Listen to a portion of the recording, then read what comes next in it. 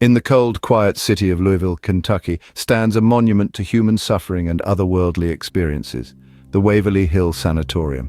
This imposing structure, now infamous for its spectral activity, was once a beacon of hope for those grappling with one of the deadliest diseases of the early 20th century, tuberculosis.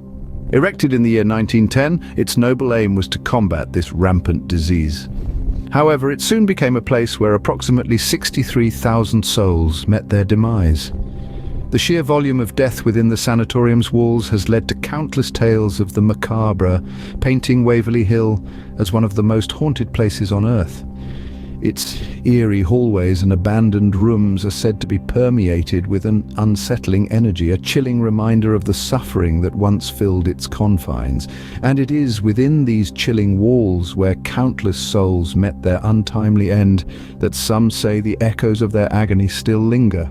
Among the numerous ghost sightings at Waverly Hills Sanatorium, room 502 holds the most sinister stories. This room, tucked away in the quiet recesses of the sanatorium, has been the stage for two tragic incidents that have left an indelible mark on its walls.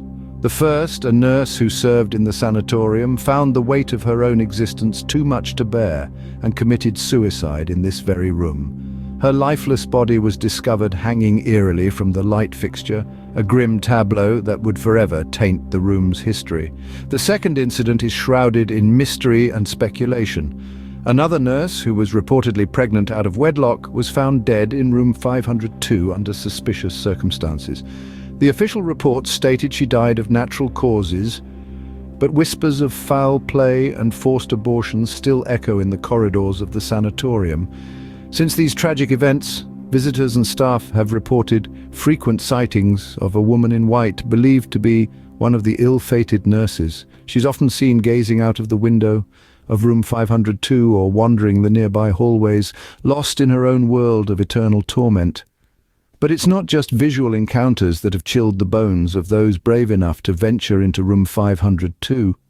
Many have reported a palpable sense of despair that engulfs them upon entering the room. Some claim to have felt an unseen hand graze their arm, while others report hearing a woman's soft sobbing echoing through the emptiness. These experiences serve as chilling reminders of the room's dark past, painting a haunting picture of the despair and death that once resided there. The ghosts of room 502, forever trapped in their tragic final moments, continue to reach out from beyond the veil, desperate to tell their stories, to be acknowledged, to be remembered. Room 502, a place where despair and death intertwine, continues to haunt the living with its eerie presence. As if the sanatorium itself wasn't terrifying enough, a chilling structure lies beneath, the death tunnel. This ominous passage, stretching to a length of 500 feet, was constructed not for the living, but for the dead. Its purpose was as grim as its name suggests, serving as a clandestine conduit for transporting the deceased away from the sanatorium, away from the eyes of the living patients, to keep their spirits from sinking further into despair. Now let's delve into the chilling accounts that have turned this subterranean passage into a place of spectral fascination. Visitors, braving the eerie silence of the tunnel, have reported hearing phantom footsteps echoing through the underground passage, as if the souls of the departed are still making their final journey. These aren't mere creaks and groans of an old structure, but deliberate rhythmic sounds of unseen feet treading on the cold, hard ground. But it's not just the sound of unseen footsteps that sends shivers down the spine. There are also accounts of disembodied voices, whispering in hushed tones as if carrying on conversations from a time long past. The spectral sounds seem to swirl around, creating an uncanny soundscape that echoes with the sorrow and pain of those who once tread this path.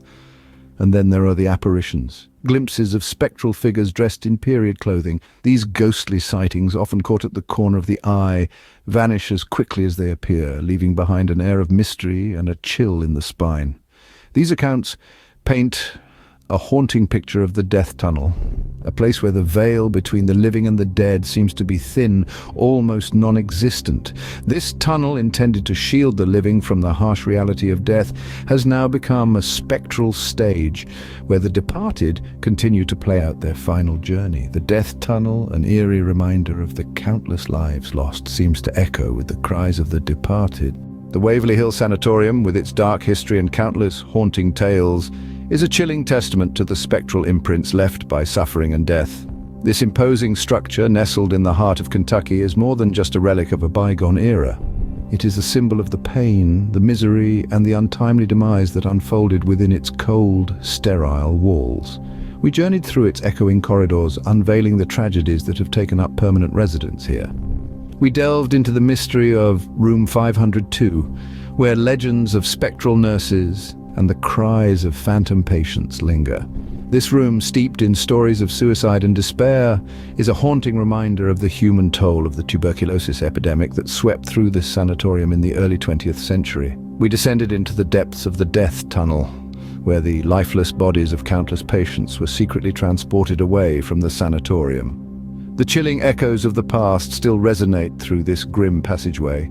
Many have reported hearing the sorrowful wails of the departed, their spirits seemingly trapped in an eternal cycle of death and despair. The Waverly Hills Sanatorium's grim history has earned it a reputation as one of the most haunted places in America.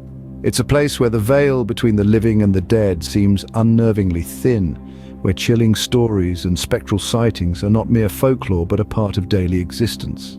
It's a place that challenges our understanding of life, death, and what lies beyond.